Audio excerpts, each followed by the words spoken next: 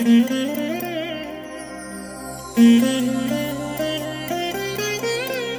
దినం పరము నుండి దిగివచ్చు మాట, ఇది నీ జీవితానికి వెలుగుల బాట, నీ ఒడిలో ఉంచబడిన దీవెనల మూట, అద్భుతాల ఆనంద ఊట. అక్టోబర్ 8. సంవత్సరమంతా మీరు బైబిల్ చదివి ముగించడానికి ఈరోజు మీరు చదవలసిన లేఖన భాగం ఉదయం యెషయా గ్రంథం 30 మరియు 31 అధ్యాయములు, సాయంత్రం ఫిలిప్పీలకు రాసిన పత్రిక 4వ అధ్యాయము. ప్రియమైన దేవుని బిడ్డలారా, ఈ ఉదయకాల సమయంలో ప్రభు యొక్క సన్నిధి మిమ్మల్ని బలపరచునుగాక. ఆయన తన అద్భుతమైన కృపతో ఈ ఉదయకాల సమయంలో మిమ్మల్ని ఎదుర్కొంటున్నాడు.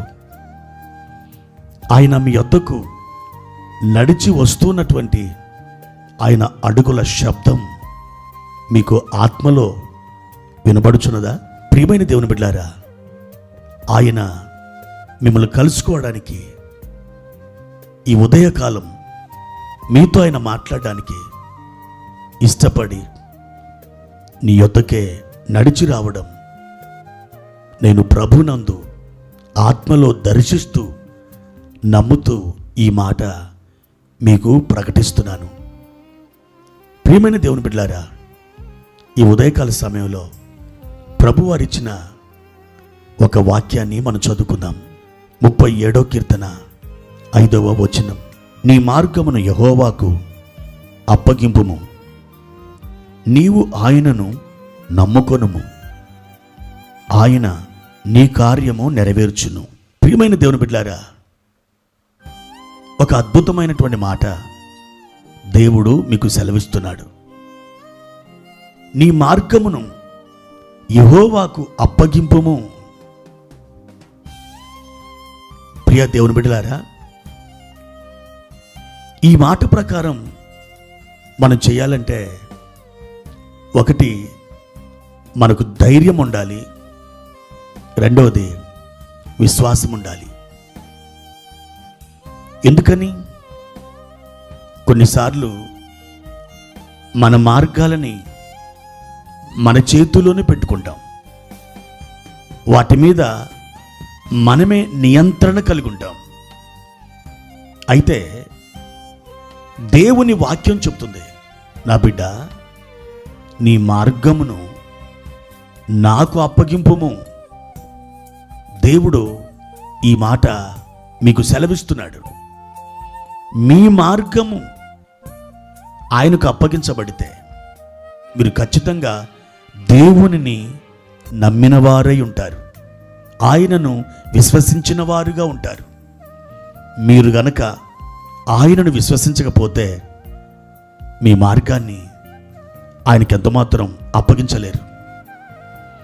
మీరు ఆయనను విశ్వసిస్తున్నారు కనుక మీ మార్గాన్ని దేవుని చేతులకు అప్పగించడం జరిగింది. ఎప్పుడైతే మీరు దేవునికి మీ మార్గాలను అప్పగిస్తారో, లేదా మీ పనులను, మీ తీర్మానాలను, మీ నిర్ణయాలను, మీ పరిస్థితులను, మీరు చేయవలసిన పనులను, మాట్లాడవలసినటువంటి మాటలను, ఇవన్నిటిని కూడా దేవునికి మీరు ఎప్పుడైతే అప్పగిస్తారో అప్పుడు మీ కార్యము సఫలమవుతుంది. ఆయన మీ కార్యమును నెరవేరుస్తాడు. అవును దేవుని బిడ్డలారా, మీరు మీ కార్యాన్ని ఎంతవరకు నెరవేర్చుకొనగలరు? మీరు ఎంతవరకు విజయం పొందగలరు? ఎంతవరకు మీరు పరిగెత్తగలరు? ఎంతవరకు మీరు సఫలత పొందగలరు? లేదు, ఏమాత్రమును కూడా మీరు విజయం సాధించలేరు. అయితే మీ మార్గములను దేవునికి అప్పగించుకొని మీరు ఆయనని ఉన్నపలంగా నమ్మి విశ్వాసముతో, నిరీక్షణతో కనిపెట్టుకుంటారో అప్పుడు దేవుడు మీ కార్యాలను నెరవేరుస్తాడు. అద్భుతంగా మీరు ఆవలి తీరానికి చేర్చబడతారు. ఒక్కసారి వెనుదిరిగి చూస్తే ఇలాంటి పరిస్థితుల నుండి నేను బయటపడ్డానా? నన్ను దేవుడు ఇంత గొప్పగా పైకి లేవనెత్తాడా? ఉన్నతమైన స్థలములలో ఆయన నన్ను ఇంత ఆశ్చర్యమైన రీతిలో నిలబెట్టాడా అని మీరు ఆశ్చర్యపోతారు. ప్రియమైన దేవుని బిడ్డలారా, అందుకే ఈరోజు ఈ వాగ్దానాన్ని మీరు స్వీకరించి ప్రభు సన్నిధిలో ప్రార్థన చేయండి. తప్పకుండా మీ జీవితంలో మీరు సమృద్ధి గల చోటికి చేర్చబడతారు. దేవుని హస్తమే మిమ్మలను అక్కడికి తోడుకుని వెళ్తుంది. ఈ మనుషుడు చేయలేని పని దేవుడు నీ పక్షంగా చేస్తాడు, చేసి తీరుతాడు. ఆ విధంగా నీకు చేయాలని ఈరోజు నీ తట్టే ఆయన కనిపెడుతున్నాడు. ప్రభువా, నా మార్గమును నీకు అప్పగిస్తున్నాను, నీవు నన్ను అద్భుతమైనటువంటి చోటికి, సమృద్ధి గల చోటికి నడిపించు నాయనా అని ప్రార్థన చేయి. నీ కార్యం నెరవేరడం నీవే నీ కళ్ళతో చూస్తావు. ప్రార్థన. ప్రియమైన తండ్రి, మహోన్నతుడా, ప్రేమస్వరూపి, ఆశ్చర్యకరుడా, మీ ఘనమైన నామానికి వందనాలు.